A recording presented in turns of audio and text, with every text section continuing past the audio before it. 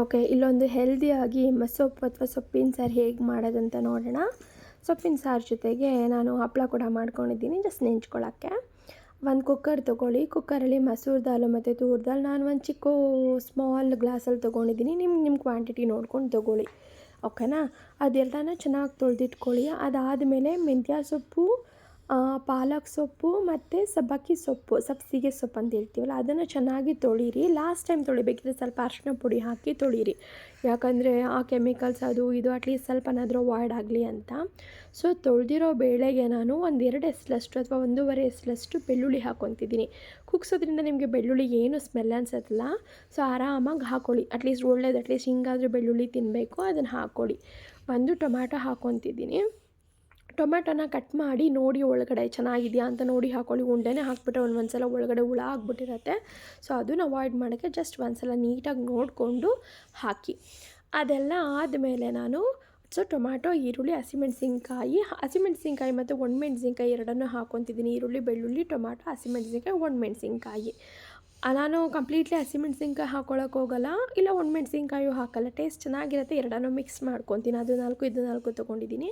ಆಮೇಲೆ ತೊಳೆದಿಟ್ಟಿರೋ ಸೊಪ್ಪು ಹಾಕಿ, ಅದಕ್ಕೆ ಸ್ವಲ್ಪ ಜೀರಿಗೆ, ಒಂದು ಅರ್ಧ ಟೀ ಸ್ಪೂನಷ್ಟು ಜೀರಿಗೆ, ಸ್ವಲ್ಪ ಹುಣಸೆ ಹಣ್ಣು ಹಾಕಿ, ಸ್ವಲ್ಪ ಮುಳುಗೋ ಅಷ್ಟು ನೀರು ಹಾಕಬೇಕು. ನೀರು ಹಾಕಿಲ್ಲ ಅಲ್ವ ನಾವು, ತುಂಬ ಬೇಡ, ಯಾಕಂದರೆ ಸೊಪ್ಪೇನು ತುಂಬ ನೀರು ತೊಗೊಳ್ಳಲ್ಲ, ಅದೇ ನೀರು ಬಿಟ್ಕೊಳ್ಳುತ್ತೆ. ಸೊ ಬೇಳೆ ಮುಳುಗೋ ಅಷ್ಟು ನೀರು ಹಾಕಿ ಲಿಡ್ನ ಕ್ಲೋಸ್ ಮಾಡಿ ವೆಯ್ಟರೆಲ್ಲ ಹಾಕಿ 2 ವಿಷಲ್ ತೆಗೆಸ್ಕೊಬೇಕು, ಓಕೆನಾ.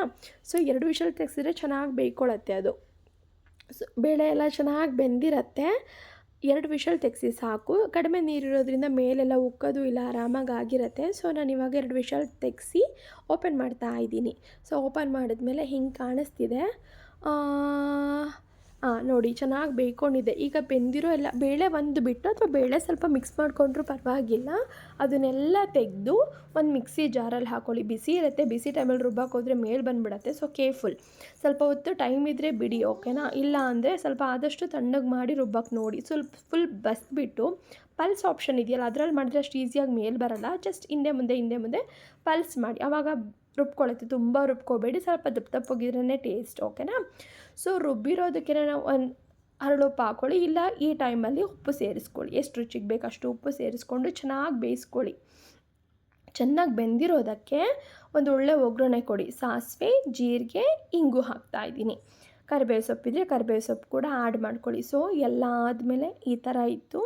ಮುದ್ದೆ ಜೊತೆಗೆ ಬೆಸ್ಟ್ ಕಾಂಬಿನೇಷನ್ ಅಂತ ಹೇಳ್ತೀನಿ. ತುಂಬ ಚೆನ್ನಾಗಿ ಅನ್ನಿಸ್ತು ನನಗೆ ಮುದ್ದೆಗೆ. ಹಪ್ಪಳ ಕೂಡ ಮಾಡ್ಕೊಂಡಿದ್ವಿ. ಜಸ್ಟ್ ನಾವು ಈ ಥರ ಊಟನ ಎಂಡ್ ಮಾಡಿದ್ವಿ. Thanks for watching. Thank you.